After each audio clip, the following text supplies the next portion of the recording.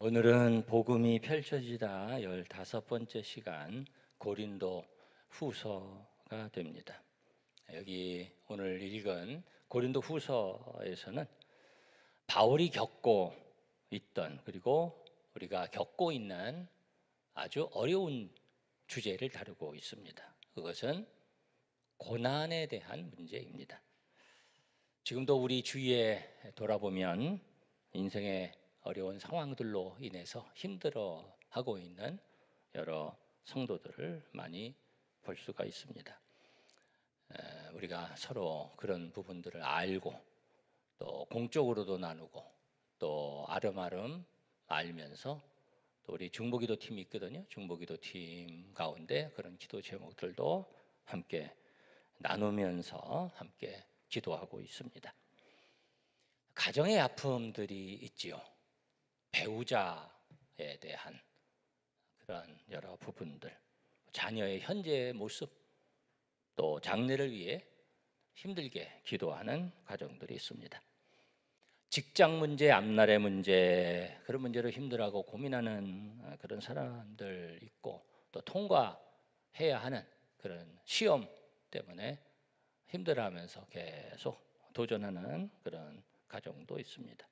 경제적인 문제, 또 사업의 문제, 해결해야 될 문제들로 씨름하는 분들도 있습니다. 요즘 보면 특히 몸의 연약함으로 고통받고 힘들어하는 분들이 참 많이 있죠. 그래서 그 가운데 고침도 받고 또 간증도 나누고 그런 일들도 많고요. 며칠 전에도 그런 대화를 전화로 제가 우리 성도하고 나누면서 참 감사하다 이런 고백도 했지만, 그런 연약함의 문제로 인해서 힘들어하고 기도하고 있는 그런 우리 성도들이 꽤 많이 있습니다. 우리 장로님도 기도하셨지만 이번에는 또 폭우로 인해 가지고 많은 재난을 당했잖아요. 혹시 해가지고 제가 며칠 전인가 지난주인가 전화를 해봤는데 은산에 아는 목사님 그 교회가 있어가지고 전화했더니, 아유 목사님, 우리 교회가 우리 지역이 이번에 제일 크게 피해 당했어요. 그러면서 30가구 이상이 논밭이 다 잠겨가지고 거기는 무슨 포도 주로 하는데 포도가 다 잠기고 뭐 이렇게 되면은 포도 농사는 다 망가지는 거래요.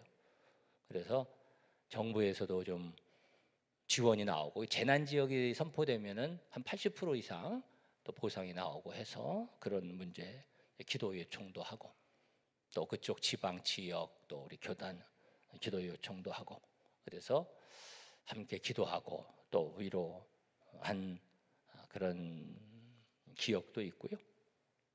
우리 성도들이 그런 여러 가지 코로나 후유증 아직도 회복해야 되는 그런 분들이 있고, 그래도 우리 교회는 코로나로 인해서 크게 결정적인 그런 어려움을 겪은 분들은 그렇게 많지 않은데, 제가 아는 사람 중에 백신 맞아가지고 완전히 그냥 너무 어려운 상황 속에 있는, 또 코로나로 인해서 굉장히 힘들어하는 그런 경우도 제가 많이 봤습니다. 혈관의 문제, 장기의 질환, 척추 문제, 무릎, 여러 몸의 연약함의 문제로 수술을 앞두고 있는 분도 있고요. 내일 또 시술해야 하는 우리 성도도 있고, 또 그 가운데도 하나님의 은혜로 감사하고 있지만 참 어려운 일이죠. 지금도 예배를 드리고 싶어 하지만 그러나 예배 드릴 수 없는 상황 속에서 일부 예배 때도 또 2부 예배 때도 온라인으로 사모하면서 예배 자리에 나가고 오고 있는 그런 오랜 기간 투병 중에 있는 분들도 있습니다. 정신적인 문제들과 싸움이 어려운 시간을 보내는 분들도 있습니다. 저의 기도의 제목 속에 다 이렇게 있죠. 저의 기도의 제목 속에 이렇게 품고 있고, 또 우리가 함께 품고 기도하는 여러 아픔의 문제들입니다. 오늘 우리가 함께 나누려고 하는 고린도 후서의 말씀이 이 고난이라는 주제에 대해서 집중적으로 다루고 있는 말씀이에요. 그래서 고린도 후서가 13장, 짧지 않은 편지거든요.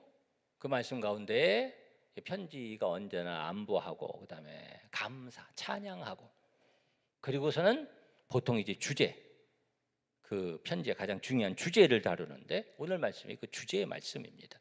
그리고 계속 그 주제를 사실은 다뤄요.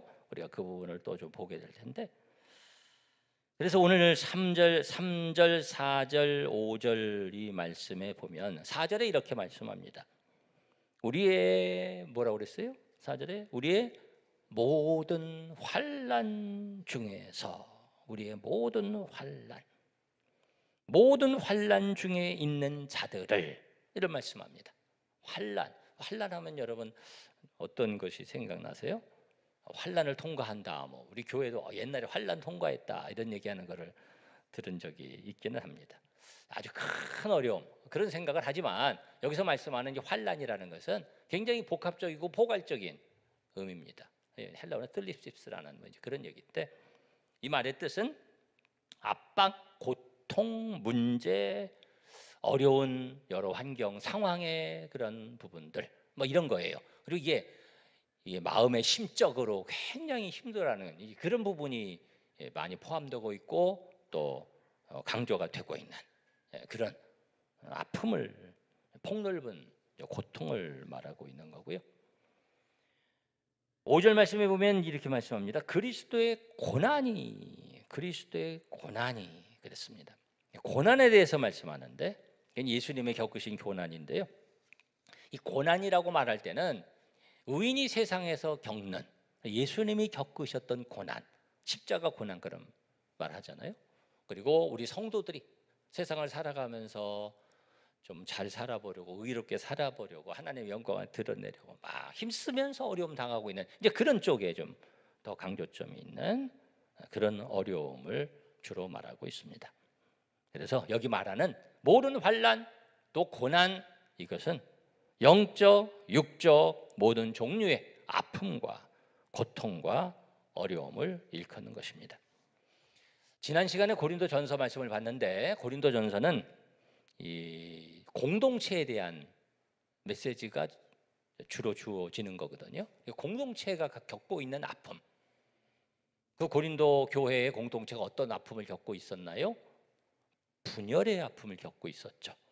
갈라지고 찢어지고 막 찢어지는 것 같은 아픔이었다. 그래서 그렇게 되면 안 되고 거기에 주시는 메시지가 무엇이었습니까? 하나 되라, 연합되라, 인정해라, 서로 보충해라, 그런 말씀. 하나 되는, 연합되는, 결합되는 그런 공동체에 대한 말씀을 주셨고요. 공동체가 겪고 있는 아픔을 다루는 거예요, 고린도전서는 주로. 그런데 고린도후서는 거기에 비교하면 좀 더 개인에 대한 메시지입니다. 개인이 겪고 있는 아픔, 문제, 고통, 이런 것입니다. 그래서 고린도후서의 메시지가 우리에게 좀 더 실질적으로 체감할 수 있는 그런 메시지를 전해주고 있기도 합니다. 바울은 이 고린도후서에서 그가 당하고 있는 많은 고난과 아픔에 대해서 쫙 말씀을 하고 있어요. 저는 그 고린도후서의 말씀을 읽으면서 이렇게 참 솔직하기도 쉽지 않다. 자기가 자기의 약함을 막 드러내는 것이 쉽지 않거든요. 그런데 바울 사도는 그런 자기의 아픔을 관계성 속에, 자기의 내면 속에, 육체 속에, 상황 속에 이렇게 아픔을 겪고 있는 것을 고린도를 후서를 쓰면서 고린도 교회 성도들에게 그것을 토로하고 있는 거예요. 오늘 3절에서 11절까지 보려고 하다가 3절에서 5절까지만 봤습니다만, 여러분 그런 내용이 쫙 있는데 한번 보실까요? 고린도후서 1장 8절 찾아보실 수 있는 분들이 좀 따라오시면 좋고, 고린도후서 1장 8절에 보시면, 형제들아 우리가 아시아에서 당한 환난을 너희가 모르기를 원하지 아니하노니 힘에 겹도록 심한 고난을 당하여 어떻게 됐어요? 살 소망까지 끊어지고 우리는 우리 자신이 사형 선고를 받은 줄 알았으니. 여러분 그런 고난 당해본 적 있나요? 살 소망이 막 끊어지고 이제는 이제는 죽었구나, 그렇게 생각된 그런 상황까지 바울 사도가 간 거예요. 여러분 좀 막연하게 생각될 수 있을지 모르지만 그런 부분에 대해서 구체적으로 바울 사도가 또 이제 말을 하는데 2장 4절 가서 보시면 2장 4절에 보면 심적인 아픔이 있어요. 내가 마음에 큰 눌림과 걱정이 있어 많은 눈물로 너희에게 썼노니. 너희에게 썼노니. 이 썼다는 것은 이 고린도 후서를 썼다는 말이 아닙니다. 그래서 바울 사도가 고린도 교회에 쓴 편지만 4개 이상이에요. 그래서 고린도전서에 보면 그 전에 편지 안 쓴 것이 나오고 썼다는 말씀이 나오고 고린도전서가 있죠. 그다음에 고린도 후서를 쓰면서 내가 큰 눈물로 썼다. 그리고 요 전서와 후서 사이 편지가 또 있었고요. 고린도 후서를 쓰고 바울 사도가 얼마나 많이 설교를 하고 얼마나 많이 편지를 썼겠어요. 그 중에 고린도전서와 후서가 우리에게 지금 성령님의 은혜로 전달된 거고, 그래서 바울 사도가 말한 거 바울 사도가 쓴 것이 다 성경이 아닙니다. 뭐 그런 거 뭐 발견됐다고 해서 그게 성경이 되는 것도 아니에요. 성령님의 감동으로 우리에게 하는 주님께서 주신 이 말씀만이 하나님의 말씀이고 성경이고 우리 그것을 알아야죠. 근데 바울 사도가 이런 그 역사 속의 얘기거든요.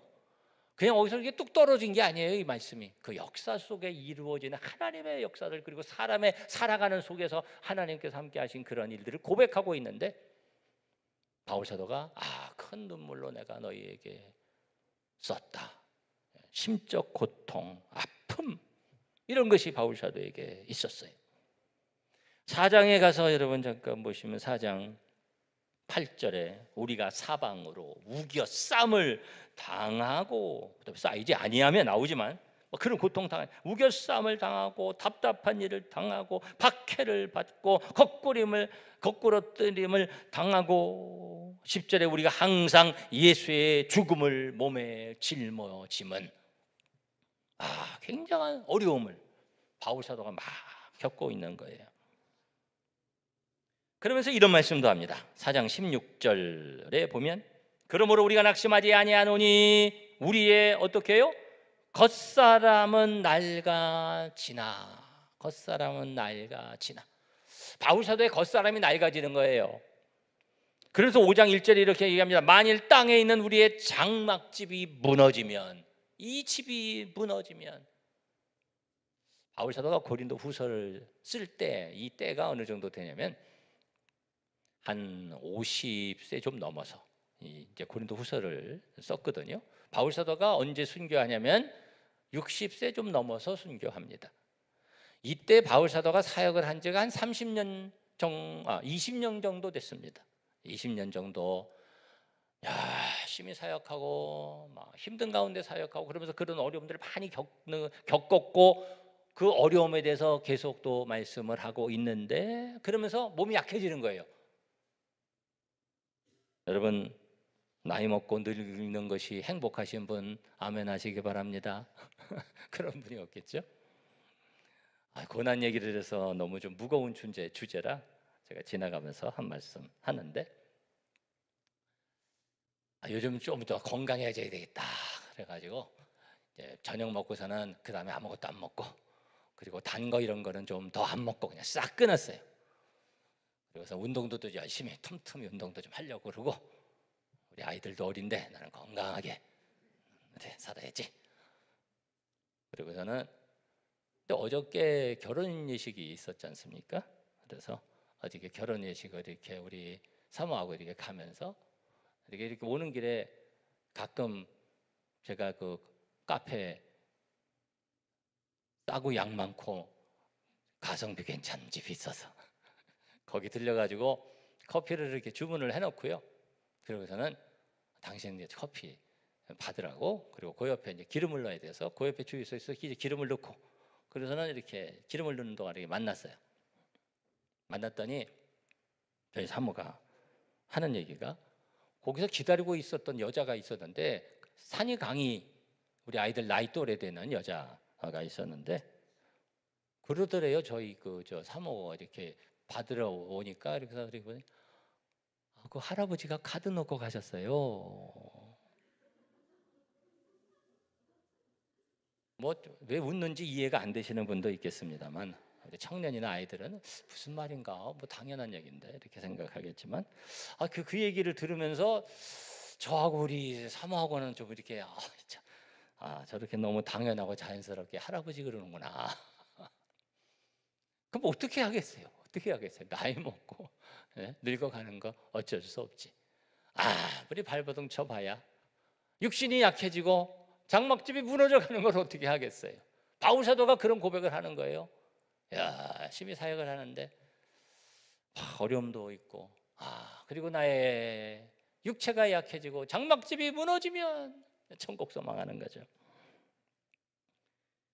사울 바도가 할 사역은 많고 몸은 점점 약해지고 있는 것을 토로하고 있는 것입니다.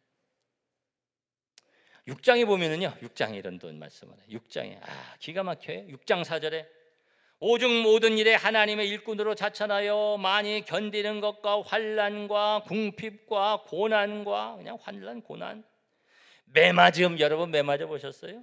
갇힘과 감옥에 갇히고 난동과 수고로움과 자지 못함과 먹지 못함 가운데서, 먹을 수가 없는 거죠. 먹을 수 없는 그런 굶주림의 상황 가운데, 그런 가운데 있었다.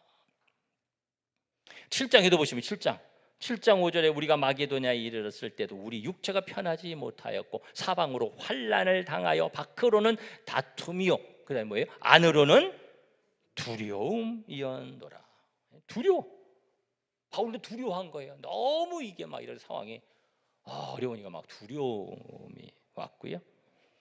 좀 넘어가서 유명한 말씀입니다. 11장 한번 가서 보실까요? 11장 23절에 보면 그들이 그리스도의 일꾼이냐 정신없는 말을 하거냐 나는 더욱 그러하더라도 내가 수고를 넘치도록 하고 옥에 갇히기도 더 많이 하고 매도 수없이 맞고 여러 번 죽을 뻔하였으니 유대인들에게 40에서 하나 감한매를 5번 맞았으며 3번 태장으로 곤장으로 맞은 거예요.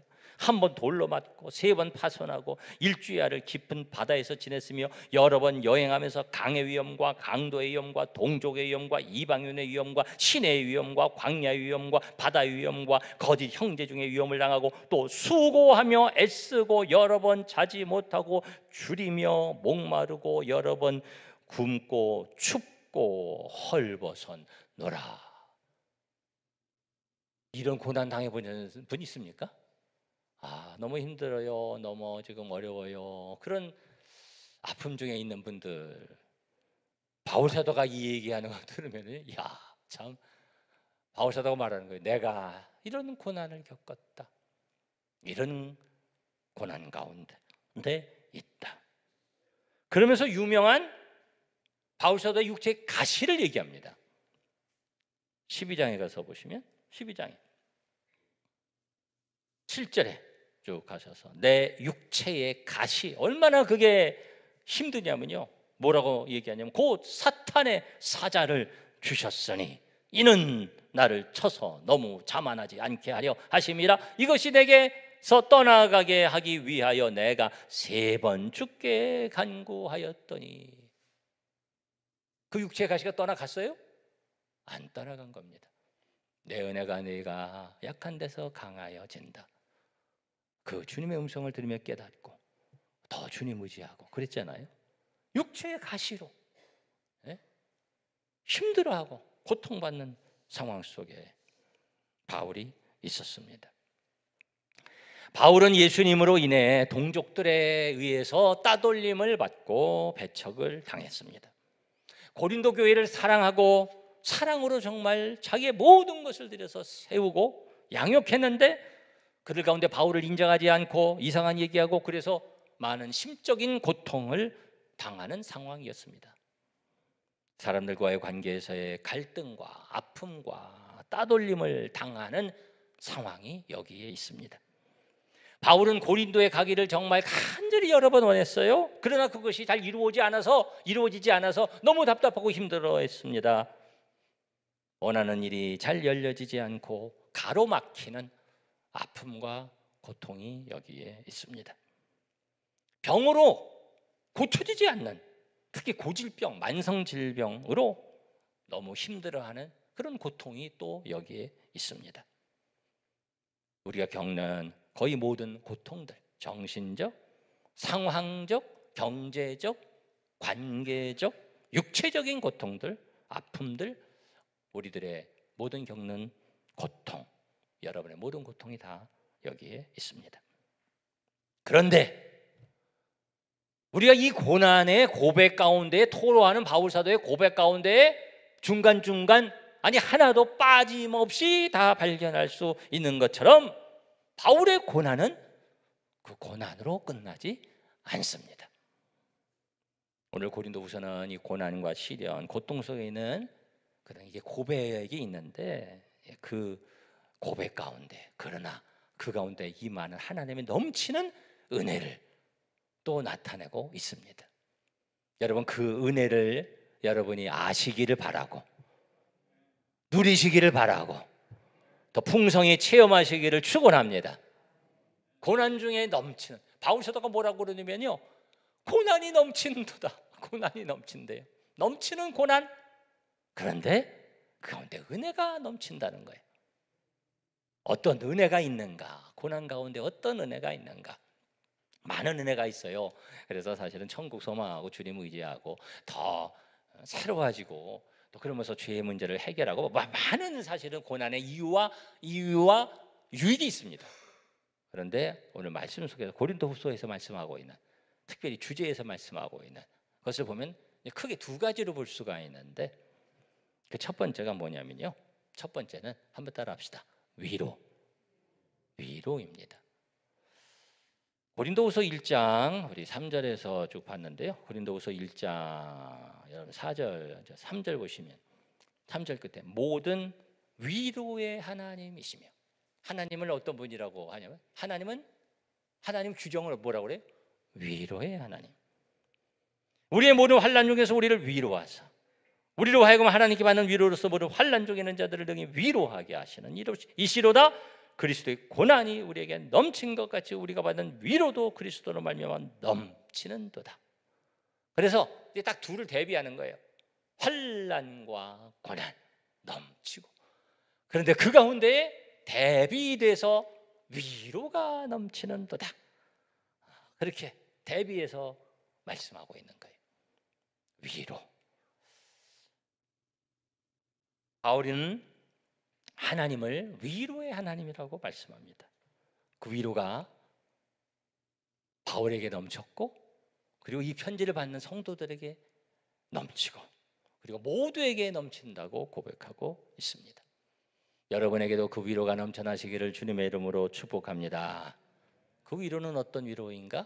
우리가 위로할 때 그런 위로하잖아요. 위로하는데 위로하고 아이고 안 됐네, 아유 얼마나 아파요, 얼마나 힘들어요, 그러면서 얘기하지만 그게 잘 안 느껴지고 그게 잘 안 와 닿고, 그것이 남의 얘기하는 것 같은 값싼 동정심의 위로가 있어요. 그런 피상적 위로가 아닙니다. 예수님은 우리의 고통을 다 아시고요, 예수님이 다 겪으셨고, 근데 그 말씀하는 거거든요. 예수님이 그 고통을 우리를 위해서 다 겪으셨고 낮은 곳에 오셔서 우리를 위해서 십자가 지시고, 또 바울이 말하는 거예요. 내가 그 고통을 안다, 내가 이런 아픔을 당했다. 그리고 그것을 알면서 그리고 품고 기도하면서 위로하는 거예요. 그런 위로가 진정한 위로죠. 여러분들이 기도하는 가운데 또 함께 위로하면서 그런 위로가, 우리 주님의 위로가, 기도할 때 그런 위로가 있죠. 우리 주님 십자가의 그 고통을 아는 그런 은혜가 있고요, 그런 위로가 있고요, 또 우리가 서로 함께 위로하고 우리가 함께 기도할 때 그 안에 품어지는 정말 사랑하는 그런 함께 나누는 위로가 있거든요. 그러한 위로가 진정한 위로가 되고 그 기도가 진짜 깊은 기도가 될 수 있는 거예요.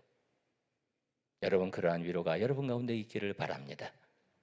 그리고 이 위로는요, 이 진정한 위로는 이 말씀 속에 비밀이 들어가 있는데, 그 비결이 들어가 있는데, 그게 뭐냐면은 위로를 계속 말씀하는데, 이 위로하는 게 원래 무슨 뜻이냐면 파라클레오라는 그런 단어를 쓰거든요. 이게 파라하고 칼레오 두 가지가 이제 결합된 건데, 하나가 이게 무슨 말이냐면 옆으로 부르다, 옆에 있기를 요청하다, 이런 뜻입니다.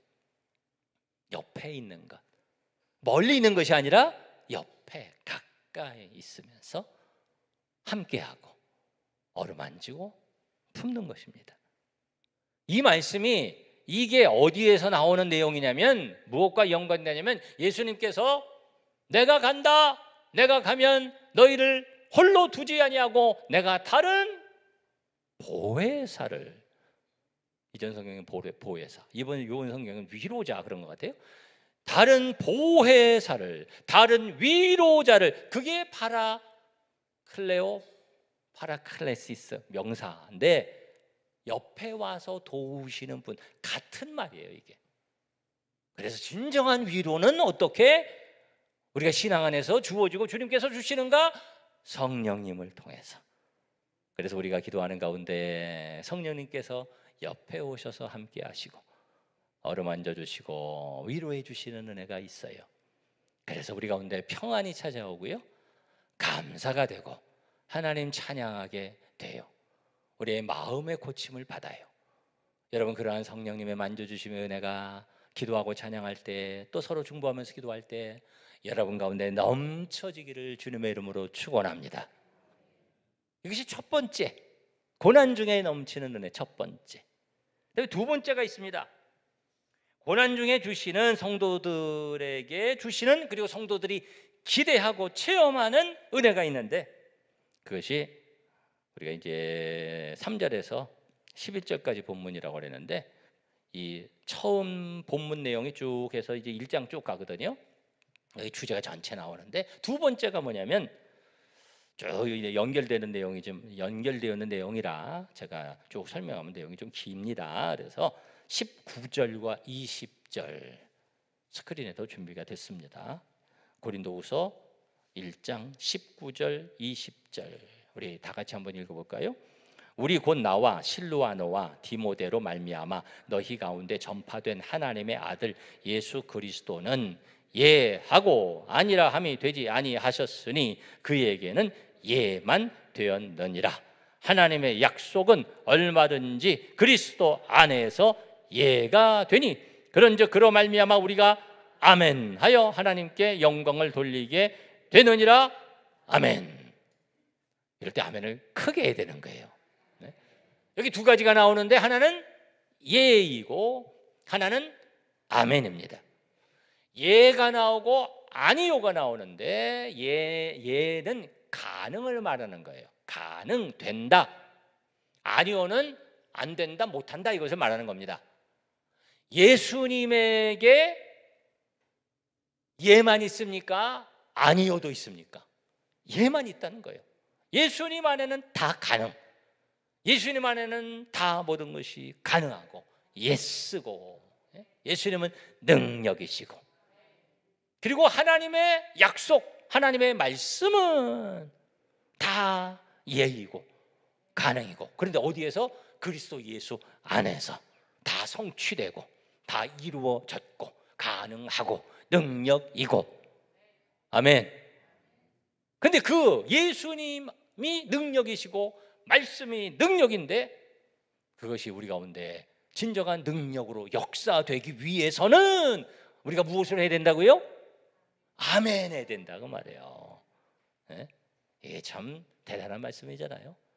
예수님 안에 말씀이 예인데 가능인데, 그 가능이 우리 가운데 역사되기 위해서는 우리가 그 말씀에 대해서 어떻게 해야 된다?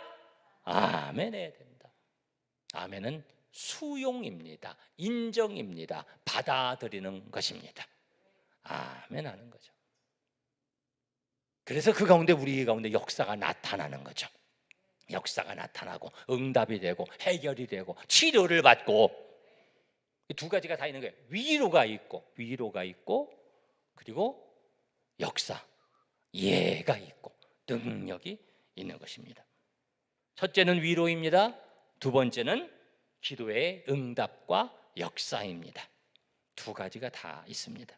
위로는 수동적이라면 예는 좀 더 능동적입니다. 위로는 수용이고 받아들이는 것이고, 예는 이겨내는 것이라고 할 수 있습니다. 위로는 내 내면, 내 생각과 마음이 바꿔지는 것이고 내 마음과 생각이 바꿔지는 거예요. 얘는 상황을 바꾸는 것입니다. 둘 다 있고요. 둘 다 필요합니다. 이런 일들이 우리의 고난 가운데에 넘치게 경험되어지는 은혜입니다. 여러분들 고난 중에 있습니까? 우리가 살아가면서 적고 큰 고난을 만나게 되고요. 또 우리가 사랑하는 사람들 또 함께 기도하면서 함께 느끼는 고난으로 아픔으로 여기면서 우리가 나누면서 기도하게 되잖아요. 여러분 깊이 기도하고 주님께 더 나아가시는 가운데 신비한 성령님의 위로를 체험하시기를 바랍니다. 그리고 그 가운데 주님의 생명과 능력을 기도의 응답도 체험할 수 있기를 바랍니다. 예수님의 생명 가운데 있는 성도들은 고난과 환난 가운데 지지 않습니다. 오히려 그 가운데 넘치는 은혜를 체험할 수 있습니다. 기도하겠습니다.